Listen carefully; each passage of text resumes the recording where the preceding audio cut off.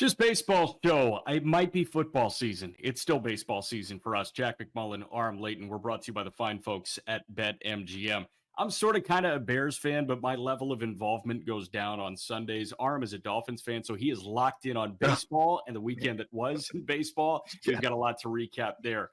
You told me right before we hit the air, you're rooting for 0-16 for your Fins. Is that true? Well, 0-17. I forgot I'm going all the way here, but yeah, they need to shake it up. I didn't watch it down of week one because I had a feeling it was going to go this way, and it went even worse than I could have ever imagined when I look at the box score after. And judging by my group chats with my home friends, I grew up with going to Dolphins games, it was even worse than the box score suggested. So I think it's Einstein's definition of insanity if they don't shake things up here, and I think it's going to require an 0-17 or at least something really bad to shake it up. So I can't believe I'm rooting for that, but that's where I'm at. I'm focused on the fantasy teams and baseball, and I'm really excited about the division chases here too. This is also a Bears household. My girlfriend Ellie, Bears fan.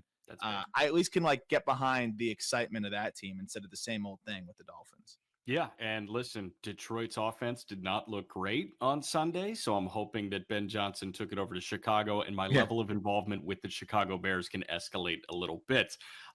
You mentioned the division races. Here's what we got on the docket today. Division races, Trey Turner has a hamstring strain. MRI on Monday, have not gotten the results of that just yet.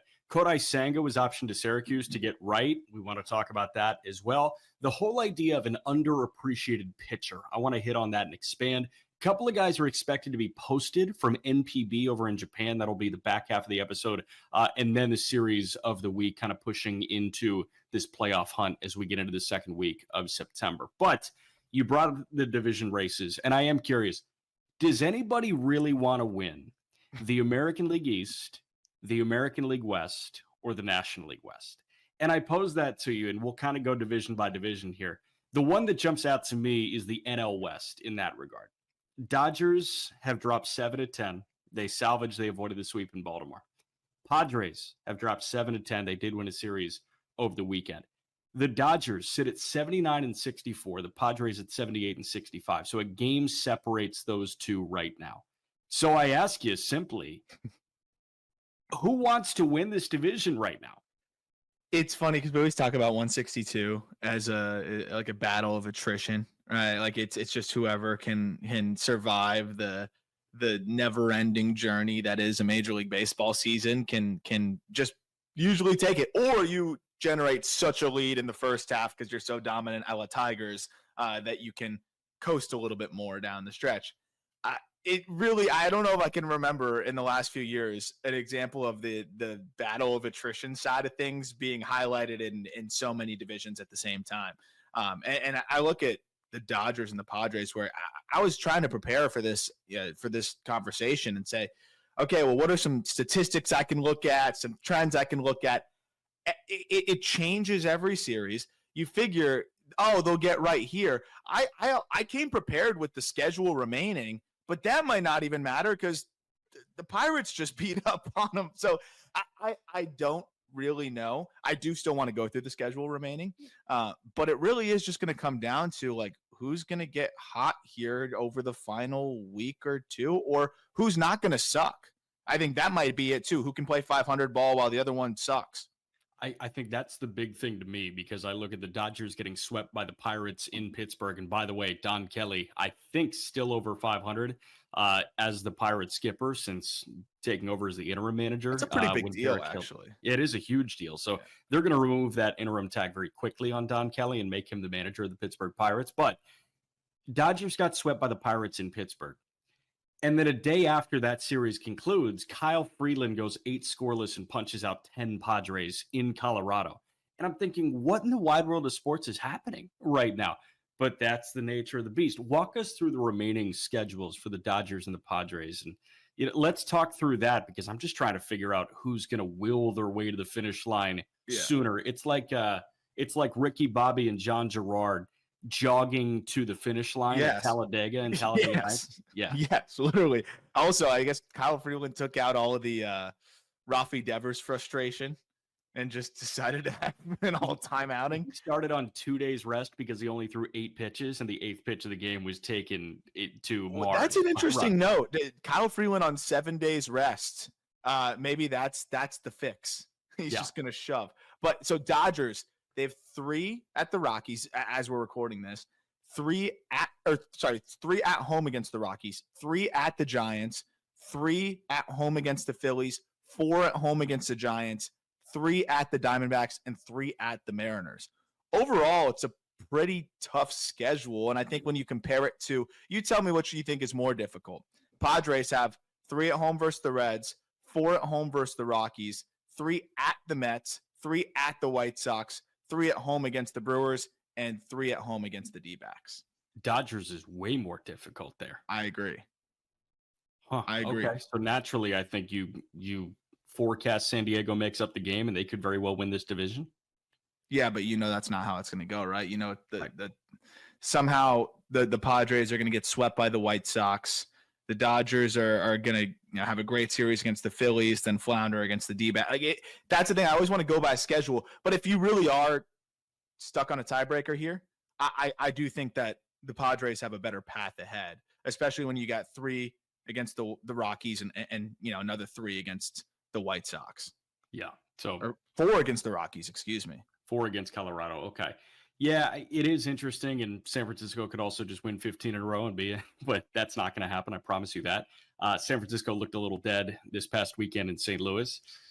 I don't know, man. It's really interesting. I will say I don't expect either of them to avoid the wild card series. I would expect the 2 byes in the National League go to Philadelphia and go to Milwaukee. So, they will get those, and you'll see the Dodgers and the Padres both playing on wild card weekend. Real quick, I have the same question about the AL East and the AL West. Let's go to the AL West here. Houston is the leader right now. Seattle is 2.5 back.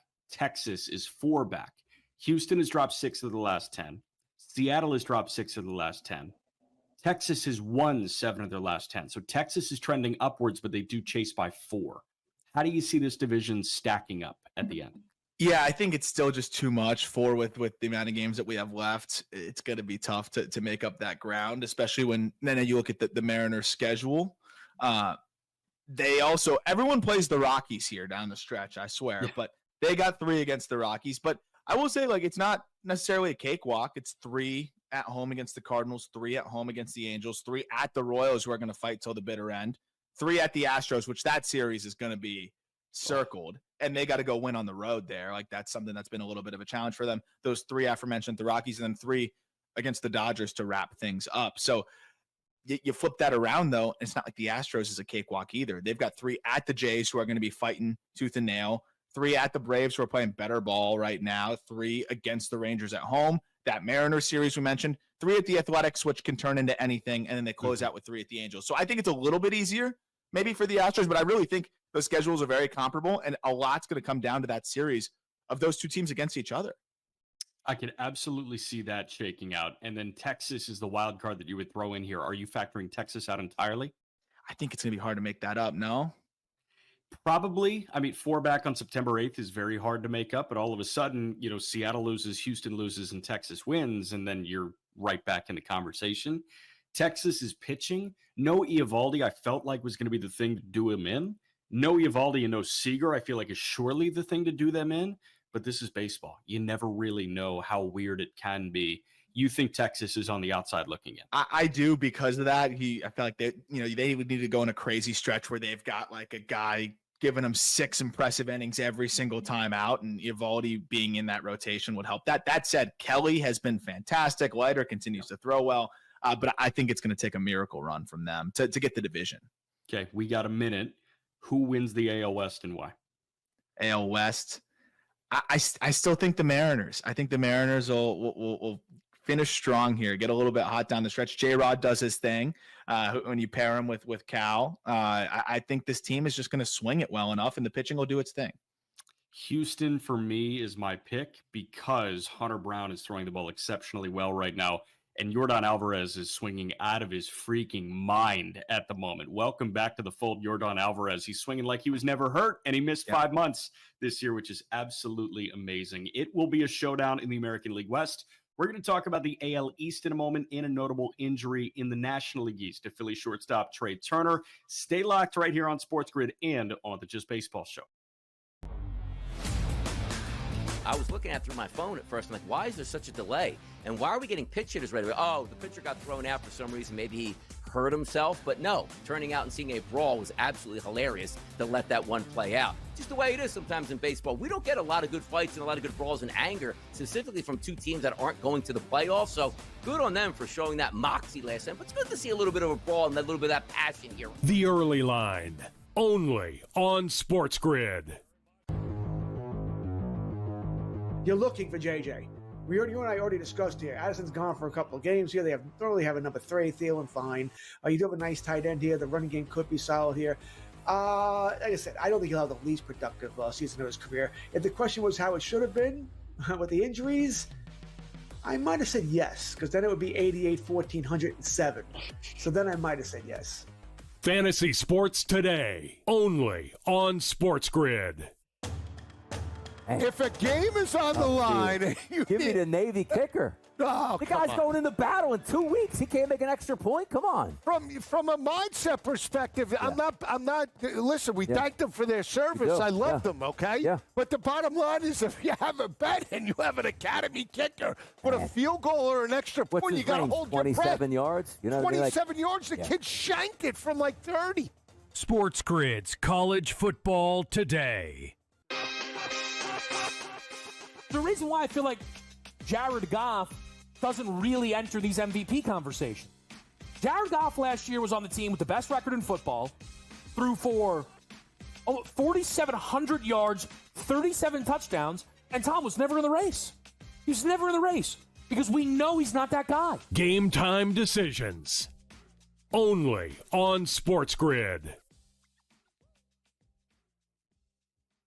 Just Baseball Show, Jack McMullen, Aram Leighton. The only other division that we didn't talk about that is in a deadlock in segment 1. We talked about the NL West and the AL West.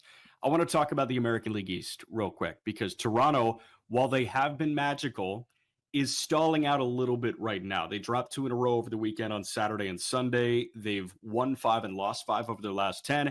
Meanwhile, Yankees are playing good ball, in large part because the Yankees just took a series at home against the Blue Jays over the weekend.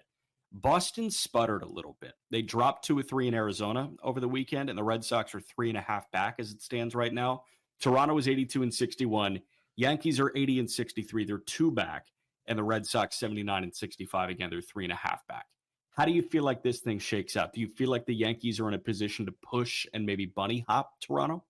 I think they're in a position to push Toronto and kind of separate themselves from the Red Sox. And it's just unfortunate for Boston.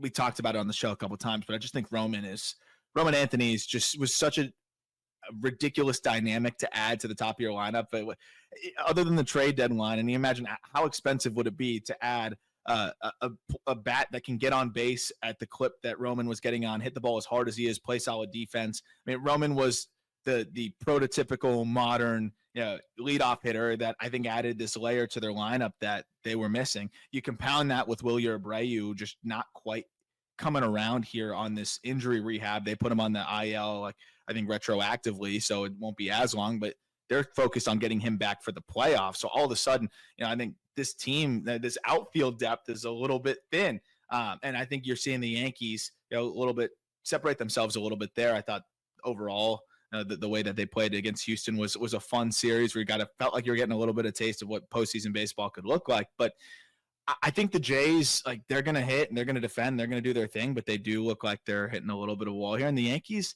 I don't know, where are you at after the last series or so with them? Where all of a sudden I look at the roster, I look at the box score, and I'm like, this is still a really good team. When you're watching these games, all of a sudden you say, okay, well, I can talk myself into it when they're all clicking. And when Jazz is swinging the bat like he is, Giancarlo's come down to earth a little bit, but then still had a big homer the other day. And Judge is fully back. And I think that's the biggest layer in this thing too. Like Judge is getting that OPS back, up over 1,000. Yeah. I think the way that I took in this weekend is, number one, I take Jazz Chisholm for granted, and I should stop taking him for granted. We talked about it on the last episode of the Just Baseball Show. Jazz is pushing to become the third Yankee in the 30-30 club. Alfonso Soriano did it twice. Bobby Bonds did it once.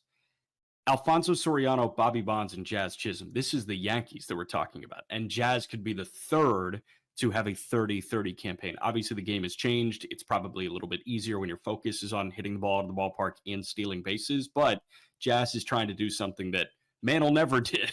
DiMaggio never did, which is crazy to think about in the history of the Yankees franchise. But I take Jazz for granted, or I took him for granted. I won't moving forward. And honestly, I thought Schlittler was throwing the ball better than really anybody else in that Yankee rotation, and he was the one that coughed up a game on Friday against Toronto.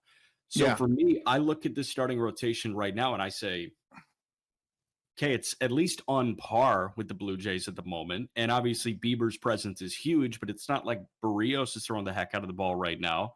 Gausman has been very good, but it's not like Bassett has been great. And the bullpen has plenty of concerns. The Yankee bullpen, it's been well documented their struggles, but at the end of the day, you bet on the Bednars and the Dovals and I guess the Devons and the Luke Weavers.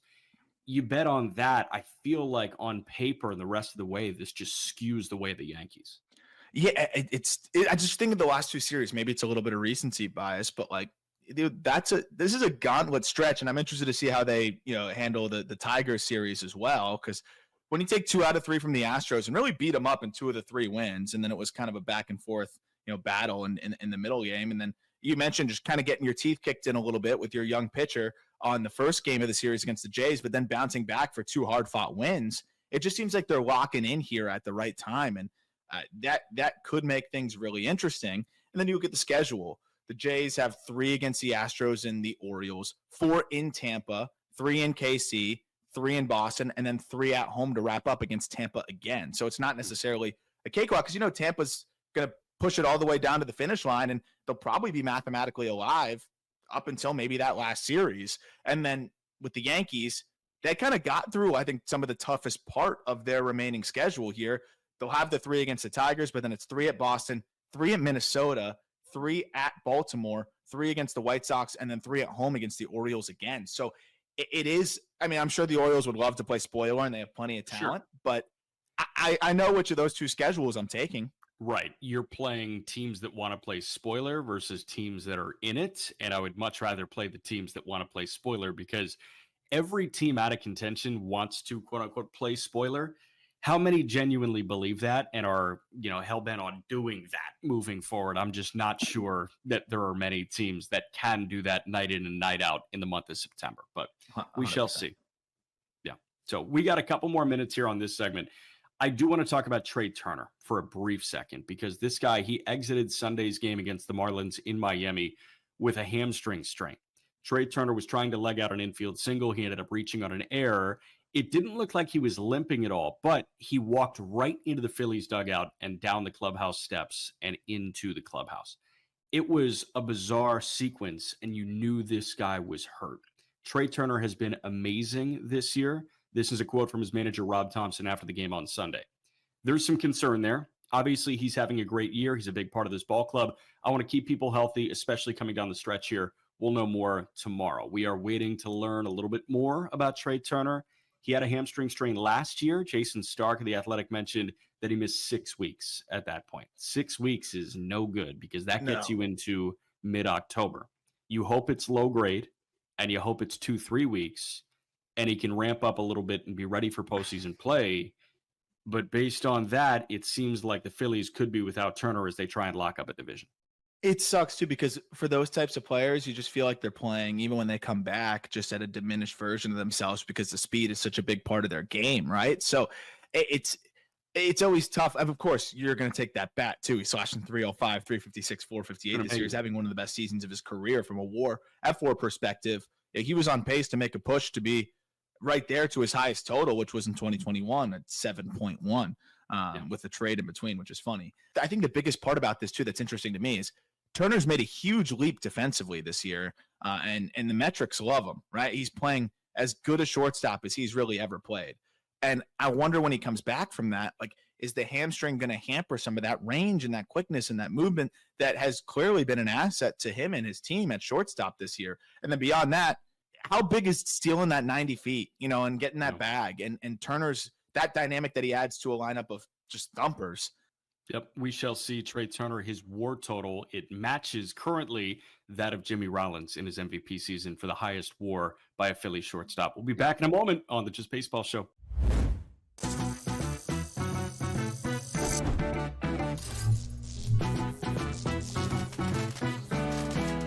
Want to play roulette? Here's a tip. European roulette has a lower house edge than American style. The lower the house edge, the better shot you have at winning. Most online casinos offer European roulette. So, if I were you, I'd get spinning. Now, go get lucky. See you in Las Vegas. Let's get lucky. Like it or not, 18-year-olds dropped with a whole lot of lot of money in there.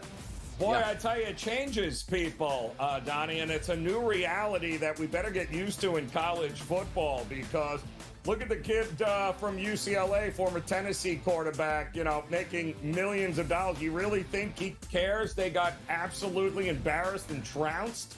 The Early Line, only on SportsGrid. The Dallas Cowboys losing that pass rush, losing another big impact player on the defensive side, all this does is make me like Dak Prescott more and CeeDee Lamb and George Pickens more, because what we talked about all offseason, right, Matt, which is, hey, when Dak is healthy, he is a top 5 fantasy quarterback, and the defense we think is okay, but we think they're going to be in a lot of shootouts. Now I definitely think there's going to be a lot more shootouts. Fantasy Sports Today, only on SportsGrid. So game one, I already made a mistake. I put my touchdown prop bets in hours ago. When you and I started talking before kickoff, I got so excited and I bet him again without even thinking that I already did it. I was like, yeah, Jalen Hurts. I was like, and then I was like, wait, I think I already did this. And I scrolled down. I was like, yeah, you already did do this. And I was like, that's okay. That's okay. In-game live, only on SportsGrid. Just Baseball Show, Jack McMullen, Aram Leighton. We are talking National League East. We just mentioned Trey Turner and the hamstring strain. You hope that Turner is okay. Trey Turner, if the season were to end today, he would have won the National League batting title. He's hitting .305, which is just amazing. Another guy having a good year on paper is Kodai Senga, the right-hander for the New York Mets. And if you just looked at Kodai Senga's baseball reference page at the back of the baseball card, you feel really good about what Senga has done this year. Bounced back. He made just one start in 24. He's got 22 starts at a 3.02 ERA. But Senga, his last couple of starts, 4 1/3 in Milwaukee, he walked 3, allowed 3 runs. Then 5 2/3 a 2-run ball, he was good against Atlanta. Then he goes to Washington, 5 innings of 5-run ball, he walked 2. Then he starts at home against the Phillies, 4 innings of 3-run ball, he walked 3. And then he starts at home against the Marlins, 4 2/3, 5 runs, he walked 2. This guy is just not throwing strikes right now. Yeah. It seems like something is totally off. And the New York Mets, with the approval of Kodai Senga, who signed a free agent deal, he did not have to accept this minor league assignment, was optioned to AAA Syracuse. Kodai Senga, 22 starts at a 3.02 ERA, is going to AAA. Yeah. Vaguely, what do you make of that? I appreciate him being willing to do that and not hold the team hostage there and go work on something while they can bring up another arm. And Sproat threw really well in his big league debut. I don't think that was exciting, right? To be able to bring up another prospect here and have Brandon Sproat do what he did in Great American Ballpark, I thought that was extremely impressive. So getting Sproat that opportunity and getting a little bit of spark into the rotation is great, instead of like oh crap, what's Senga going to look like this time around again? Get a breather from that. But at the same time, it is interesting because when I look at the data, there's nothing like I would say concretely different when you look at the just kind of the strike rate. You look at just some of the chase numbers in general. But the one thing that does stick out to me is the chase numbers against that splitter, which are down. And is that because of how he's locating it? It's easier takes, or is that because the league is adjusting to Senga a little bit and saying that's the one pitch that if I can recognize it, or if I can recognize a starting point here, basically anything that starts at the belt, I'm leaving. And if it's a fastball, he locates at the knees, tip the cap, but his fastball's not that good. So I have a good chance to feel like I can get to it. And if it's a splitter, it's going to break below the zone. Seeing that splitter chase rate dropped by 7-8%. Like, that's huge for a guy that doesn't throw a ton of strikes, right? Because he's reliant on that chase to up his strike rate because his in-zone rate is very low. So that is definitely a challenge for him now. And it's like, okay, how can I get guys out inside of the zone? How can I beat hitters within the zone now? And I think that's going to be the focus going back to AAA. The cutter is probably that bridge pitch to make it happen. And that's a pitch that he had going for him a little bit more early in the year. That pitch hasn't been there as much this year, and maybe that's going to be the focus for him. It's funny. We kind of sound like a broken record as it pertains to Senga, because if you were listening to this show at the end of April, we talked about all the guys with a sub-2 ERA at that point, after the first month of the season. And Senga was one of them. And we went in depth on Kodai Senga, and we said, how is this guy throwing the ball this well? And we talked about the fastball fork combination, and we ID'd the cutter. We said the cutter being a taste breaker enough, being present enough in his arsenal, is making him a frontline starting pitcher because he can flash 96 at you. He was also sitting 96 at that point. The thing that jumped out to me at watching his last start in the big leagues before this AAA option, the velocity was so inconsistent on the fastball and the cutter. I mean, one is 92 and then the next is 97 on the four-seam fastball. What's happening right now with Kodai Senga? And then he's spraying it a little bit at the moment, but that cutter, the presence of it has not entirely gone away, but it's diminished from what he was doing at the beginning of the year. So to your point, the taste breaker is gone. You effectively turn him into a two-pitch pitcher. And also to your point, it's not an awesome four-seam fastball. No. So you can half-baked prep for that and then just identify where you want to let the ghost fork go. And if you have your spot down and saying, we're not going to swing at that ghost fork when we identify it, okay, you're probably drawing a walk or you're getting a hit on the four-seam fastball. Well, I think you nailed it. Like, if I'm trying to prepare my team of hitters right now, and I'm just giving them these numbers here. Last 10 starts for Kodai Senga, opponents are hitting against his four-seamer 315 with 1,051 OPS. The splitter has a 492 OPS against in that span, but it has an in-zone rate of 29%. So what are you going to let beat you? I think I'm going to let the guy who throws a splitter in the zone 29% of the time throw it in the zone 3 times to beat me. You say, well, that's easier said than done because the whole point is it looks like a fastball and then it bites below. Great. So then I'm also going to dare the guy who knows his fastball has an OPS against north of 1,000 to throw that fastball at the knees and freeze me. Because one, I don't think he has the confidence to locate it there. 2, he ends up missing up with the fastball, then it gets crushed. And 3, he has to then either locate the fastball at the knees, then also the splitter, or the splitter multiple times. And right now, that's just too hard to do. We'll see if Senga can recalibrate in AAA and be back for the postseason push. We'll keep on moving next on the Just Baseball Show. Matthew Golden, one of my favorite prospects coming out of Texas. He had an incredible game against Arizona last year in the college football playoffs. Just, big touchdown after big touchdown, big moment after big moment. I loved him all year. And I was a little, skeptical at first, like, okay, well, it's kind of a crowded wide receiver room. And guess what? It's getting less crowded because everybody's hurt in Green Bay. Matthew Golden is the truth. He's the only guy healthy enough to play. Fantasy Sports Today, only on SportsGrid. At the moment, you will not be able to do a bet on the television set. However, Emily made it very clear that's what we ultimately want to do. And we may do it sooner than later, where you will be able to put a sports bet on the service through your smart TV set with your remote control or with your voice, especially if a service like Alexa Plus, which is scheduled to go on Amazon Fire TV sets and other smart TV sets, actually happens. Newswire, only on SportsGrid. The sharpest football contest show in the land, the Las Vegas Football Contest Show, focuses on Circus Sports Million, Circus Survivor, and the Westgate Super Contest, handicapping the games and releasing our contest picks every week of the season.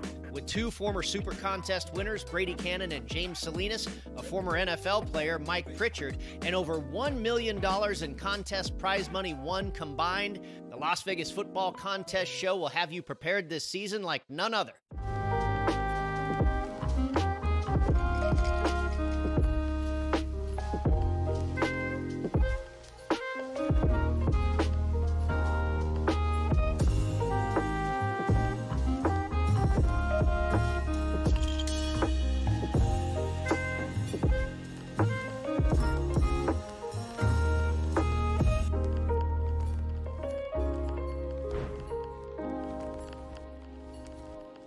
Just Baseball Show, as always, is presented by the fine folks at BetMGM.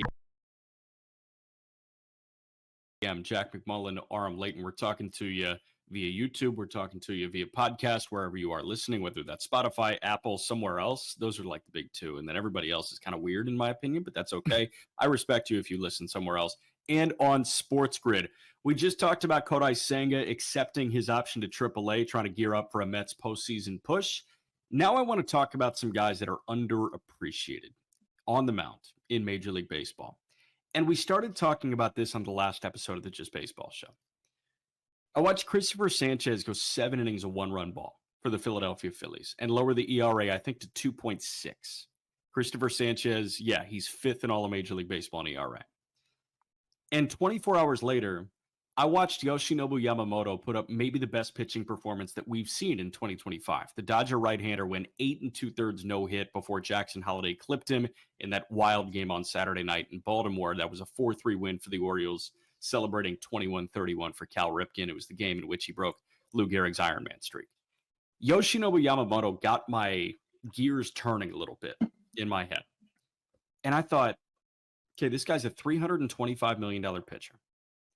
So far this year, he's made 27 starts at a 2.72 ERA. Since he debuted last year, he's top 5 in all of baseball in ERA. The only guys ahead of him are Skeens, Skubal, Sale, and Wheeler. Why does he still feel underappreciated?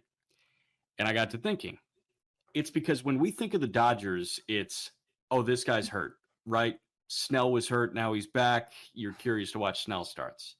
Tyler Glasnow's hurt. Clayton Kershaw is amazing. He just got his 3,000th strikeout. Shohei Ohtani's amazing. Freddie Freeman, he's awesome. Mookie Betts is struggling. Why? Teoscar Hernandez can't play right field anymore. What's going on with Conforto? The guy lost in the shuffle is one of the best pitchers in Major League Baseball that's making $325 million. That jumped out to me, and I started to think about who are the underappreciated pitchers in baseball and why are they underappreciated? And Yamamoto jumps out to me because he's so far down on the list of headlines for the Dodgers. And Sanchez, simply put, he's not sexy, but it works, and it's been working for years. What makes a pitcher underappreciated in your eyes? It's funny. I guess it's now the modern day of it is just how much are we getting inundated with their clips and stats and stuff every time we scroll on social? And to be honest, it's not enough with those two. And I think that's a big part. And then it's airtime and all that good stuff. But I also just think you put the conversation together of since this date, Yamamoto has been doing X, which puts him with pitchers Y, Z, and W, which you just did. And all of the pitchers that you listed alongside get more airtime than him. So I think that's a really good way to put it. You know, I think put that case together of who's the most underrated of this group or underappreciated. It's the guy that's not getting as much discussion as the players who are statistically right around him. And I think the interesting thing with Yamamoto too is when you're on a team like that and the expectations are so high and you meet your expectations, it's almost a good thing to be like under the radar in that regard. That means you're doing your job, right? Yeah. But at the same time, I think his contract put him in a spot where it really, I think, causes fans to underestimate how impressive it is what he's doing. Yes, he got paid to do this, but to come over from Japan and immediately make the impact that he's making. And mind you, he had an injury last year, a shoulder thing that we were pretty confident, like his javelin throwing, this guy's got it figured out. He's going to get himself back, and he did. He came back as strong as ever and then made some big postseason starts for them. And then, you know, has done what he's done this year. He's been awesome. And then I think you look at the Christopher Sanchez side, I think it is because it's not sexy. And he just goes out there and picks your lineup apart, doesn't maybe pop up in any crazy stat queries or things like that. But, I mean, Yamamoto was 1 out away from throwing a no-hitter. And then I think we would have saw a little bit more love for him if he had got that. But I think we'll see it in the postseason when more eyeballs are there because this guy has the complete pitch mix. And that's the difference, right? Like, and that's why when I was writing up the scouting report on him before he was coming, as he was coming over, I felt so good about his chances of succeeding in the big leagues because it's a deep bag of pitches that are all really, really good. And he executes all of them. You look at the Holiday homer, and I think Rob Friedman, Pitching Ninja, put this out. He had where the catcher was set up on that. And Yamamoto dotted that on the inside rail of the strike zone, and Holiday just got his hands in and belted it to right field. Yeah. Was it, mistake spot?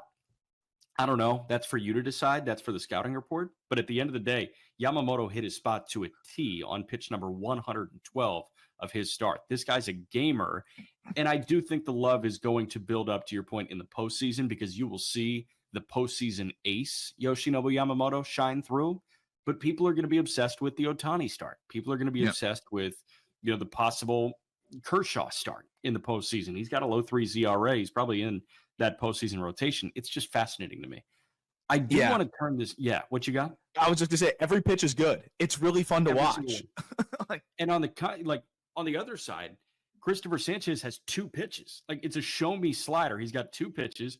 They kind of move the same. One of them is just 10 miles an hour slower, and he gets ground balls at will. Ground ball pitchers, I think, are inherently going to be more underappreciated. Yes. Like, I've thought Logan Webb has been underappreciated for a while, but it seems like people are starting to come around on him. I don't want to turn this into like guys naming dudes, but I am curious if you have other underappreciated arms in baseball, because there is a clear-cut one that jumps out for me. He's got a 2.25 ERA this year. Like, I feel like not enough people are acknowledging Hunter Brown as one of the best pitchers in the game. Yes. I agree with that in terms of, like, I don't think people are realizing how freaking good this guy's been. But Sanchez is like a poster boy of that right now, because it's not just the ground ball. It's 58% ground ball rate. It's a 26% K rate. And then, it is mostly the 2 pitches, but the slider is good enough. The Senga conversation, the slider is good enough where it can be that bridge pitch and that taste breaker that makes him effective. And I don't know. I think you were part of this too. You could definitely pull some audio of me, just the talking heads on this show, saying, how could you trade Curtis Mead for Christopher Sanchez? I'm sure. Hey, they always say don't trade with the Rays, right? Well, there's another instance where sometimes you can win there. But I'm trying to think of the obvious, an obvious answer. But Merrill Kelly, like, he does it every single year, and I still don't feel like he gets enough shine. Like, I felt like he wasn't even really discussed that much as a huge deadline acquisition. In terms of pitchers who were acquired at the deadline, how many have been performing better than Merrill Kelly? Yeah, nobody, really. I'm trying to think. I don't think anybody has that I can think of. Maybe Yohan Duran as it pertains to, like, arms in general, but in terms of a starting pitcher, nobody aside from Merrill Kelly. And nobody's throwing bigger innings. Nick Pivetta has a 2.85, by the way. That was the other one. I was just going to say Nick Pivetta. Pivetta has a 2.85. The other two that jumped out to me, to be honest with you, Abbott has a 2.88. And I know Abbott has struggled a little bit. Andrew Abbott in Cincinnati. It feels broken record-ish on this show, but I watched a clip of, a different pod saying, like, I don't understand how he gets outs. He gets outs, and it stems from fastball and changeup execution and a little weirdness and crossfire nature to his delivery. The other one that I wanted to highlight here is Brian Wu in Seattle. I don't think people appreciate that he gets through 6 every single time. He was an out away from extending that, I think, record at the outset, or one of the records at the outset, in terms of 6 innings every single time he toes the rubber.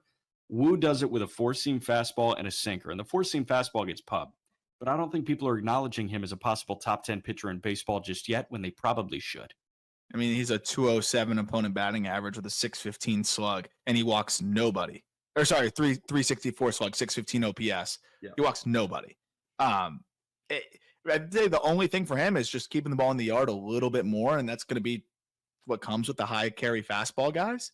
But man, I mean, he easily has more to unlock too. Sneaky, just 25 years old as well. Like, he's young. He taught himself that sinker because people said you're going to have a home run problem, and he finds that sinker. I think he's going to just continue to evolve and get better as well.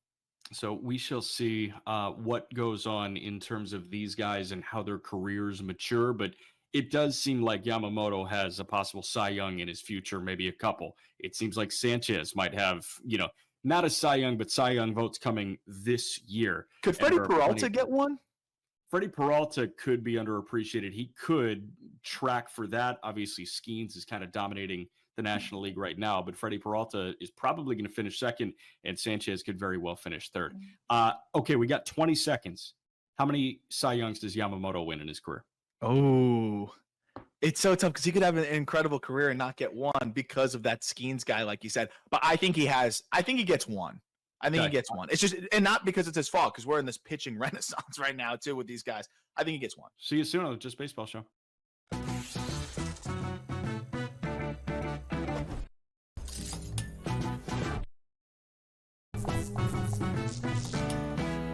We all know nothing beats the energy of playing live roulette in a casino. But playing roulette online sure does have its perks. At the casino, you'll average 40 to 50 spins per hour. But online, you're looking at 100 to 150. The more spins, the more chance of wins. Now, go get lucky. See you in Las Vegas. Let's get lucky. The Dallas Cowboys losing that pass rush, losing another big impact player on the defensive side, all this does is make me like Dak Prescott more and CeeDee Lamb and George Pickens more, because what we talked about all offseason, right, Matt, which is, hey, when Dak is healthy, he is a top 5 fantasy quarterback, and the defense we think is okay, but we think they're going to be in a lot of shootouts. Now I definitely think there's going to be a lot more shootouts. Fantasy Sports Today, only on SportsGrid. It's the most beautiful time of the year. No, not because of foliage or pumpkin spice lattes. It's because of football. SportsGrid has you covered all season long, covering every snap, every score, and every line move. Prepare, watch, win. Weekends are for winners. Only on SportsGrid. The reason why I feel like Jared Goff doesn't really enter these MVP conversations. Jared Goff last year was on the team with the best record in football, threw for 4,700 yards, 37 touchdowns, and Tom was never in the race. He was never in the race because we know he's not that guy. Game time decisions, only on SportsGrid. When I said see you soon, I meant talk to you in 2 minutes or 5 seconds, depending on where you are. Back here on the Just Baseball Show, Jack McMullen, Aram Leighton. We just talked about the underappreciated arms in baseball, and now I want to pivot to a couple of guys that are coming stateside. We saw this note on MLB Trade Rumors that a couple of guys are expected to be posted for MLB teams. John Heyman reported that Kazuma Okamoto and Tetsuya Imai are expected to be posted for Major League Baseball. The big ticket name in international free agency this year is the power-hitting third baseman that was on Team Japan in the World Baseball Classic, Munetaka Murakami, if you remember that name. Murakami was dealing with some serious strikeout issues over the last couple of years. He was all the rage in 23 because in 22, he had over 50 homers in Nippon Professional Baseball, which is that league in Japan. It's the second best league on the planet. Murakami struggled for a little bit. He's having an out-of-body experience offensively right now. But what jumps out about these two guys? We can start with Murakami, or we can go to these two. Yeah, quickly on Murakami, the more I've been able to watch him and the more just I've been digging and trying to get info, research, the more I'm buying in. He was hurt, banged up the last year or so. Still also a guy that's sneaky, just 25 years old. Then you start to compare the batted ball data to a guy that had a lot of power that came over, but also had some things he needed to clean up and some whiff, Shohei Ohtani. And it's not that different. Now, I'm not comparing him to Shohei, but it's important to note, like, Shohei's data was not perfect when he was coming over. And yes, he did make a ton of changes and found things, and it may not be a path that everybody can follow, but Murakami's hitting the ball harder. So there's just some interesting wrinkles there. But the more I dig in and the more I watch, the more I'm getting excited about what he can be. And yeah, I keep hearing phenomenal things about the makeup of Murakami as well, which is really important when you're coming over and totally having your life flipped upside down and just put into such difficult situations, both socially and in terms of just playing. But I'll start with Imai. Is that how you pronounce it? I think so. Tetsuya Imai, and I do want to give you kind of the survey look of his stats as they stand right now. Not a big guy, 27-year-old, listed at 5'11", 154. I'm not sure if you have a different listed height and weight. No, that's exactly what I got. In 143 and 2/3 innings, he's got a 1.5 ERA. Opponents have 85 hits against him in 144 innings pitched. He's punched out 159, and he's not walking guys, fewer than 2.5 walks per 9. So the statistics from a survey look are unbelievable for him. Yeah, I think the floor is pretty high for a guy like this. And I think he's got a great chance to come over stateside and get outs. What I'm interested to see is just how much swing and miss. We talk about just kind of the differences when you go to the big league ball as well. Because what's interesting with Amai is you have kind of low release, and it's kind of a low 3/4 release, and he works down the mound well. So when he's getting 13 inches of induced vertical break and 13 inches of horizontal, which is kind of dead zone, from that low release and that arm angle, that's going to play up and still generate whiff at the top. I don't know if he's going to get that same kind of action with a four-seamer. He may end up, or with a big league ball, may end up kind of getting off on the side of it a little bit more and turns into more of a sinker. So it's just something that's interesting there. The splitter has been good, and it's a really nasty swing and miss pitch, but his feel for it already is a little bit spotty at points. So is it going to be there more or less with a big league ball? What's interesting with him is that he actually has a really good slider. And that pitch, it's like a gyro slider that's a big swing and miss offering, which should bode well for his move over, the fact that he can really spin a pitch there. But the command is so good, very athletic on the mound. The one other thing is I've seen him throw fastballs as hard as 98. I've seen him throw fastballs as low as 92. There's this kind of wide range of velocities here. And that's something that is important because I think he's going to be a velo dependent guy.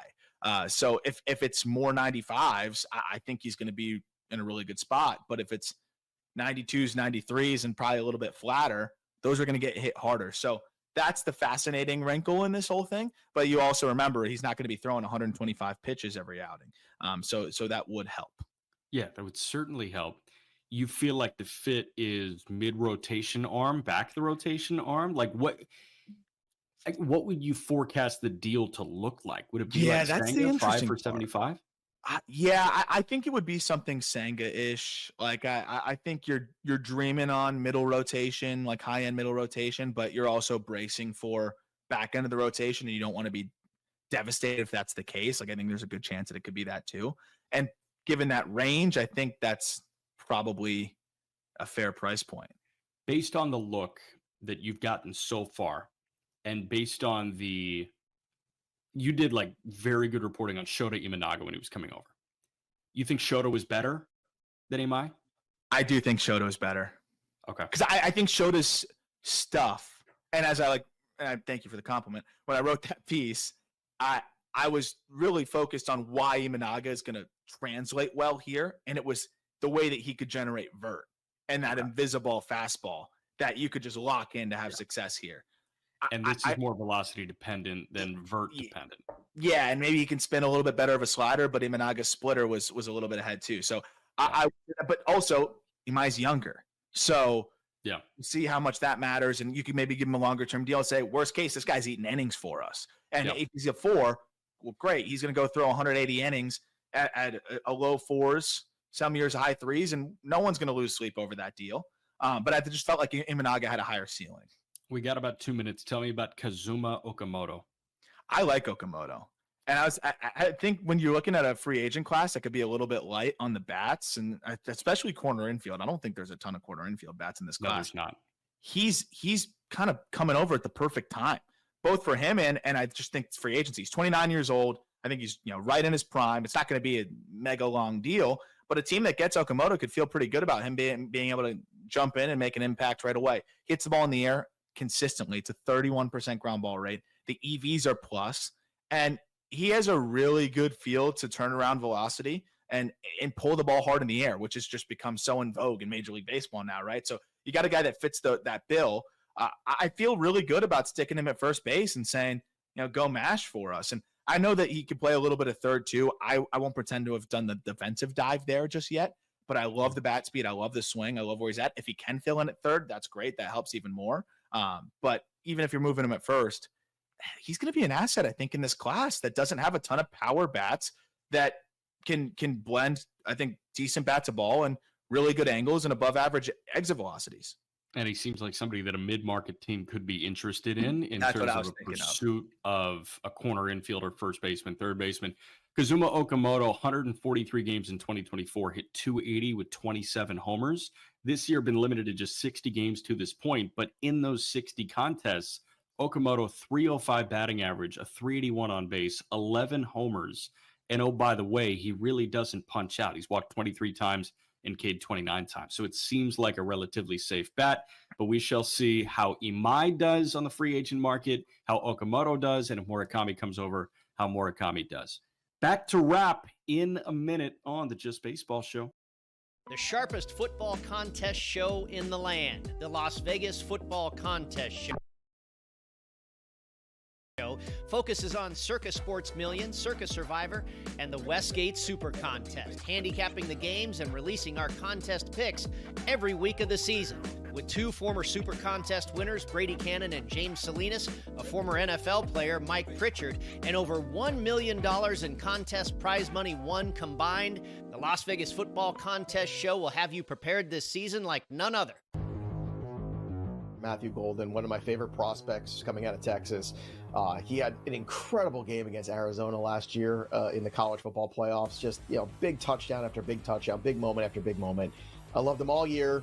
And I was a little, skeptical at first, like, okay, well, it's kind of a crowded wide receiver room. And guess what? It's getting less crowded because everybody's hurt in Green Bay. Matthew Golden is the truth. He's the only guy healthy enough to play. Fantasy Sports Today, only on SportsGrid. Donnie, the season is 6 months, 5 if you check out in September. You're going to have a bad month. The Yankees had a horrible month. That is true. But beyond that, their regular season looks okay. They're going to win their 90 games or maybe a little bit more and get to the postseason. What is everybody freaking out about? Everybody freaks out. It's the Yankee tax and the Yankee fan tax as well, where every single season you enter into the equation going like, it's championship or bust. Newswire, only on SportsGrid.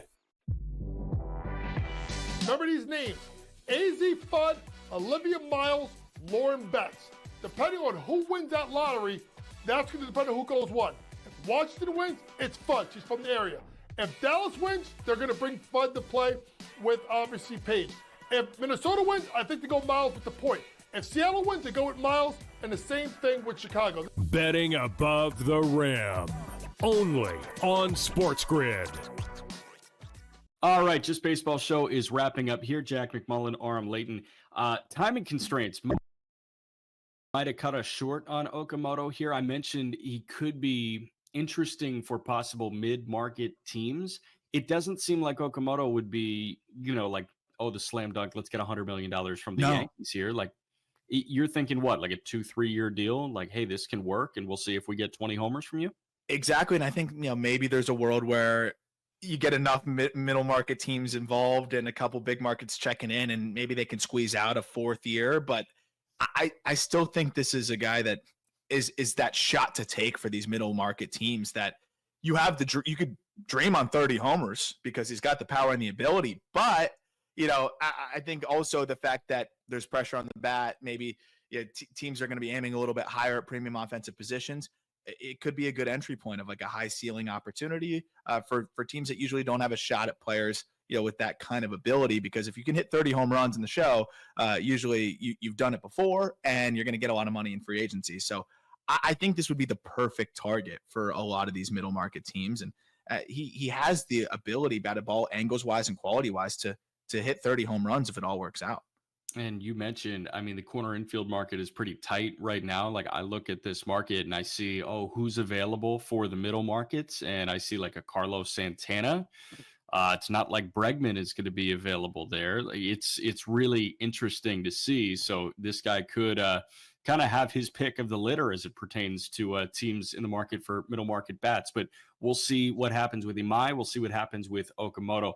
Wrapping real quick, I just want to go over like the series of the week because it's a fascinating week of baseball. You got the Mets and the Phillies in Philly. It's 4 at Citizens Bank Park. That's fascinating to me. Milwaukee is in Texas for a midweek series. Cincinnati's in San Diego. Meanwhile, you got the Dodgers trying to hold off the Rockies at home. So, like, I'm just looking at how the NL East is going to shake out. Time back to the beginning, I'm looking at how the AL East is going to shake out.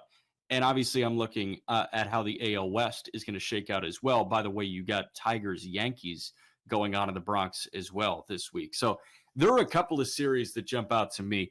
Which ones catch your eye in particular? And you're saying this could actually have an impact on what happens come the final week of September. I think what we alluded to a little bit earlier, and it's more just about like a gut check. I think Yankees-Tigers, because and not doing the Yankees thing here, we're not going to do that. But like, it's just because they've have this bender of a stretch here, and I'm still trying to figure out who they are. And they're making a really strong case with the last two series against two teams that they have a great chance of potentially playing in the postseason and are good measuring sticks for them. And then you got another one right here too, and a team that can beat you in a little bit of a different way than the other two. So I think just seeing how they battle against the Tigers will be really interesting to me, just to get an idea of where the Yankees are at now. And you also look at some of the pitching matchups there as well. I think it makes it for a fun battle. You got Mize versus Warren as the probables. Then you've got Flaherty versus Rodon, which I think is like that would potentially be a postseason matchup because both those guys are going to have to be relied upon. And then we'll see who gets the ball in the third game, but it should be Schlittler who's going to get a chance to bounce back here against the Tigers. Other one that jumps out to me, I failed to mention Houston and Toronto north of the border. Houston and Toronto is an interesting midweek set right now because, again, you've got Toronto trying to keep the stiff arm on the rest of the AL East, notably the Yankees, and then you've got Houston trying to keep the stiff arm on Seattle and the Rangers right now. So that series jumps out to me. The other one is Cincinnati and San Diego.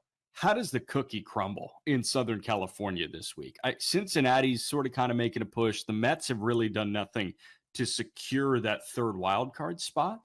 That one is going to, I think, it's kind of their brain in the pretzel. It's kind of a last gasp for them too, because if they drop 2 out of 3, they're still fine. They're still alive theoretically, but if they get swept or whatever, the Reds, like, they're in trouble. So I think it's a chance to, and also if it goes the other way, you win 2 out of 3 there, the schedule gets softer the rest of the way.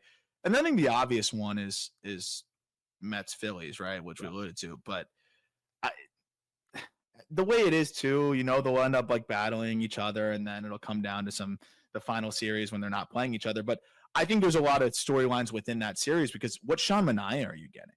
Like, Sean Manaea needs to match Ranger Suarez, who's those are the probable starters there. Like, that's, I think, going to be a really important thing to monitor there. What's the deal with Clay Holmes? Is he running out of gas? How are they going to utilize him? He needs to match Christopher Sanchez. Like, all of a sudden, when you see these teams match up against each other, you feel the pitching gap all of a sudden, even without Wheeler. And I think that's going to be important. And then with the Mets, I don't think they get their wonderkin rookies going in any of these games, right? Then it's going to be David Peterson most likely on Thursday, unless they change something against, I don't know who has announced as the probable yet for the Phillies. So it's not any of the rookies. It's kind of the vets that they need and expect and are going to probably need to make them, they're going to need to get going in the postseason. Here's your chance. Fascinating week of baseball in front of us on the American League side and the National League side.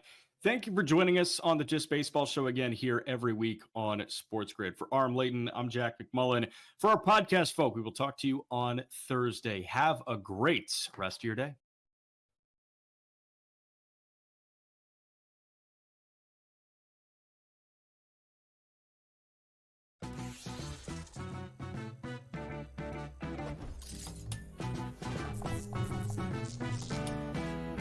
Guess what, golfers? Vegas isn't just casinos and pool parties.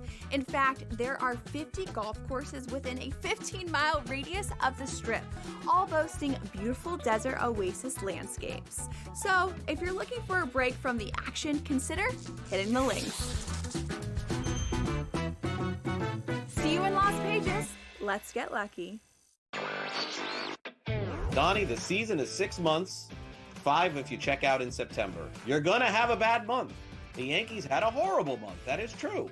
But beyond that, their regular season looks okay. They're gonna win their 90 games or maybe a little bit more and get to the postseason. What is everybody freaking out about? Everybody freaks out. The Yankee tax and the Yankee fan tax as well, where every single season you enter into the equation going like, it's championship or bust. Newswire, only on SportsGrid. Remember these names: AZ Fudd, Olivia Miles, Lauren Betts. Depending on who wins that lottery, that's going to depend on who goes what. If Washington wins, it's Fudd. She's from the area. If Dallas wins, they're going to bring Fudd to play with, obviously, Paige. If Minnesota wins, I think they go Miles with the point. If Seattle wins, they go with Miles And the same thing with Chicago. Betting above the rim. Only on SportsGrid.